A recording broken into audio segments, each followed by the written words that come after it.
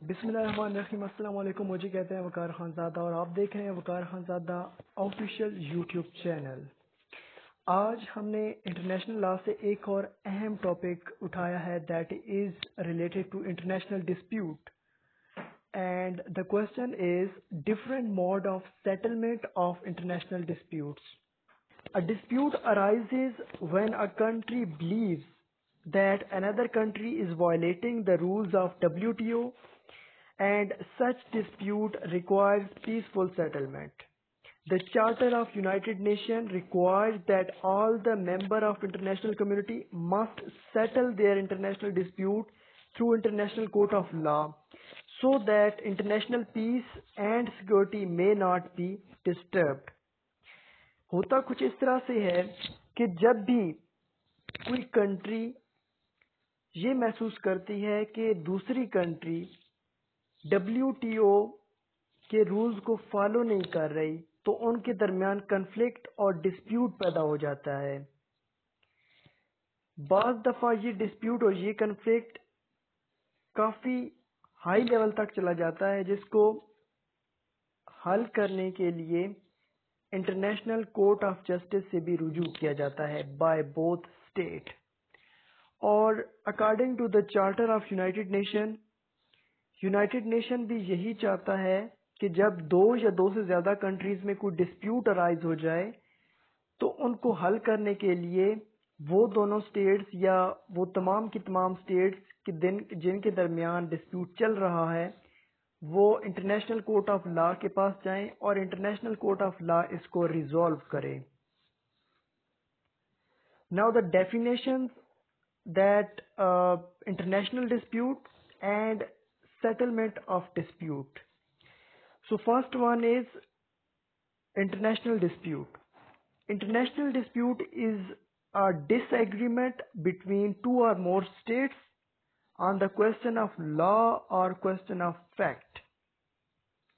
जब दो या दो से ज्यादा स्टेट के दरमियान क्वेश्चन ऑफ लॉ और क्वेश्चन ऑफ फैक्ट के ऊपर डिसएग्रीमेंट हो जाए तो उसको हम कहते हैं international dispute. Second one is settlement of dispute.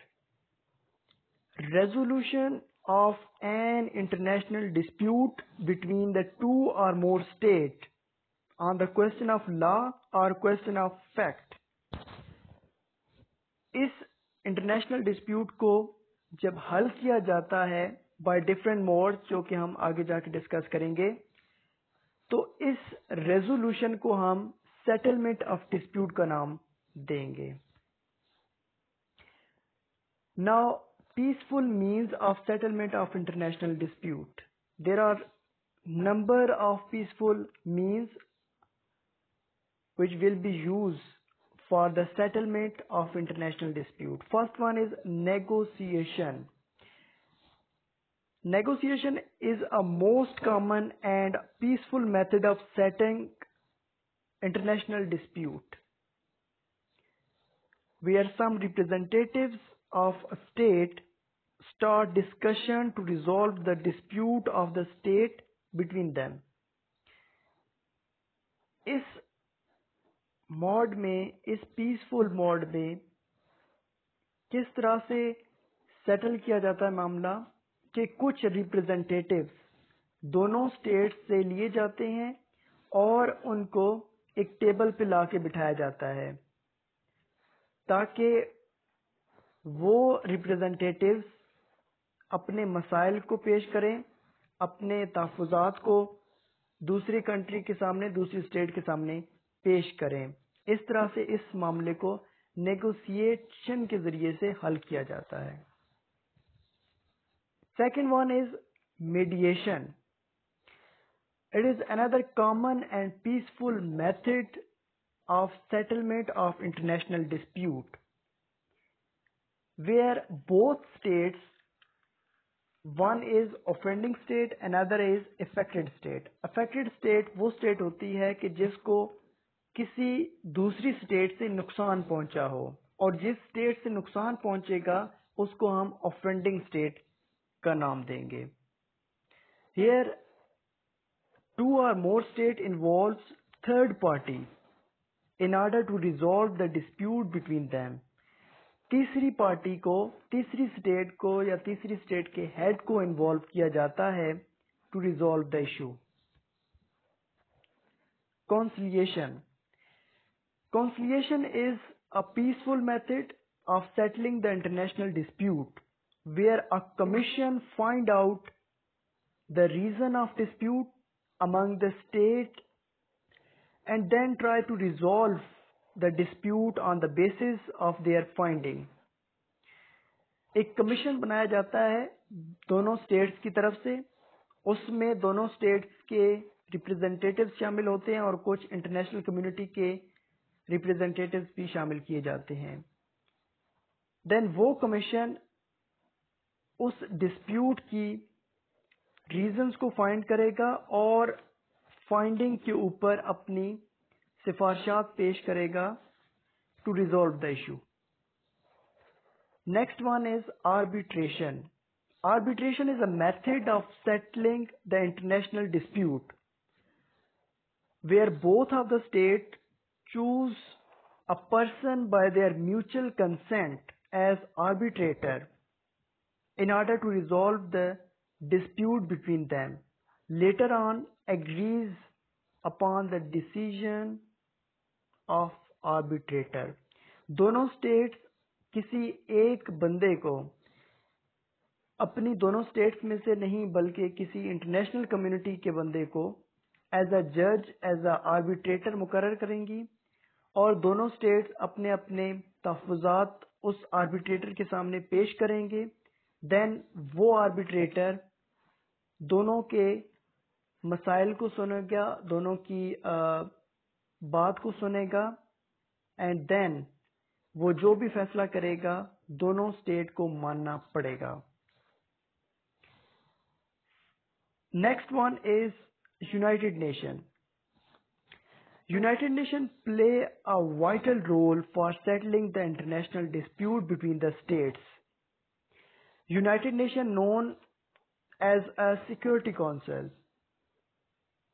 The Security Council is consist of 15 members who have vested wide power for the settlement of international dispute.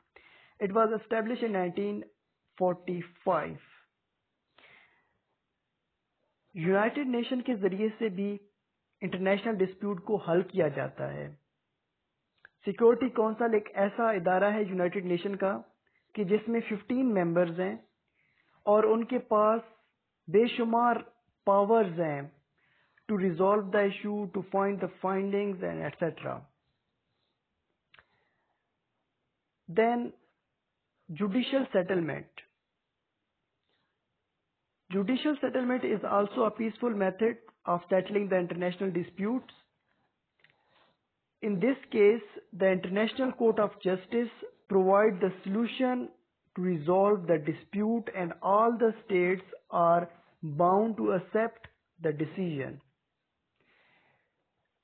इस मेथड में दोनों स्टेट्स अपने डिस्प्यूट को हल करवाने के लिए इंटरनेशनल कोर्ट ऑफ जस्टिस के पास जाती हैं.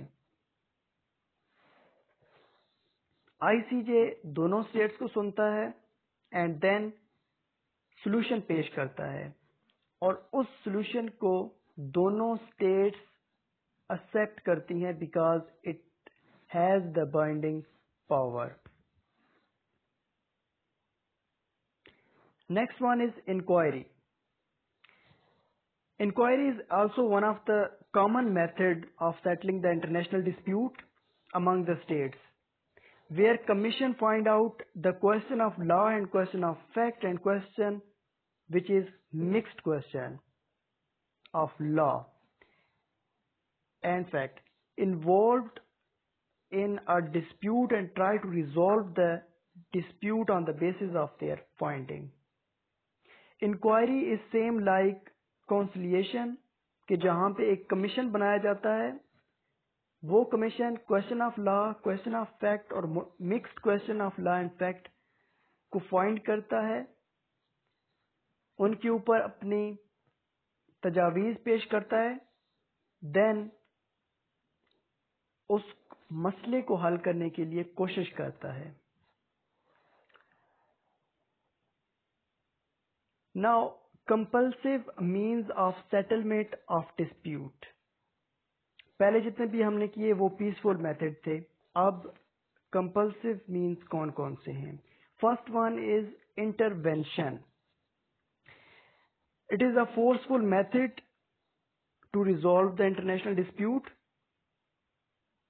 when a third state threat to the disputed state to resolve the issue. It is a dictatorial interference in the dispute of two parties. दोनों स्टेट्स के मसले को हल करने के लिए तीसरी पार्टी थ्रेट करती है दोनों पार्टीज को to resolve the issue. Next one is retorsion. It is based on retaliation. Affected state can take only those actions which are not illegal by international law. For example, diplomatic relations को खत्म कर दिया जाता है। Retortion is basically retaliation. And retaliation में affected state वही action कर सकती है जो कि इंटरनेशनल लॉ में एक्सेप्टेबल हैं और इंटरनेशनल लॉ में इलीगल नहीं करार दे दिए गए।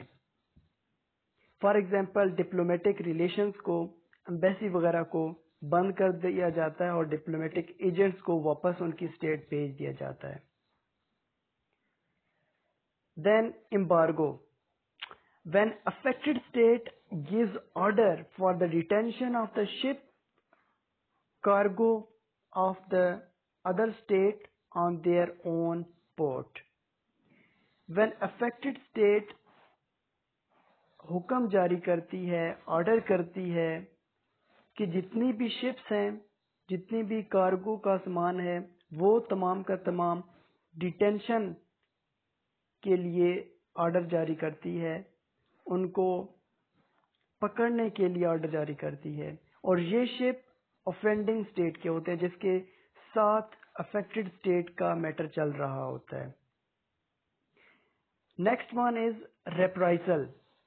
It is similar to the retaliation and seizure of foreign subjects. Foreign subjects mean embassy वगैरह को, उनके जितने भी सामान वगैरह है उसको सीज कर दिया जाता है by the affected state, but it is not permitted by international law. Then blockade. It is mostly applied for the settlement of international dispute. If a state get failed to negotiate the dispute after embargo, then blockade will be applied. It means affected state suspend all the trading relation with the offending state. अगर तमाम के तमाम matters, तमाम के तमाम mods fail हो जाएं और डिस्प्यूट हल ना हो, तब इसको फॉलो किया जाता है, that is blockade. Blockade mean trading relations को खत्म कर दिया जाता है दोनों स्टेट के दरमियान। Then war. It is the most aggressive and forceful method of international dispute to resolve the international dispute.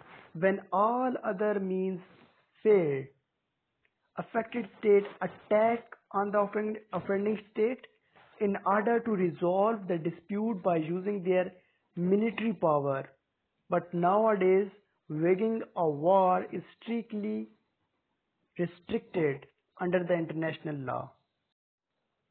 Now, causes of international disputes. First one is global conflict. Second one is religious-based conflict. Religious-based conflict mean कि एक country में, एक state में किसी एक मखसूस religion community के ऊपर स्टेट की तरफ से जुल्म किया जा रहा हो, स्टेट की तरफ से पाबंदियां लगाई जा रही हों, और उसी रिलीजन कम्युनिटी का जो रिलीजन है वो किसी दूसरी स्टेट का स्टेट रिलीजन हो, तो दोनों के दरमियान कन्फ्लिक्ट और डिस्प्यूट अराइज हो जाता है। Then misbalance of powers. अगर एक कंट्री बहुत ज्यादा हथियार जमा कर रही है तो दूसरी कंट्री के दरमियान ऑटोमेटिकली एक कन्फ्लिक्ट और एक डिस्प्यूट अराइज हो जाएगा। Then national integrity.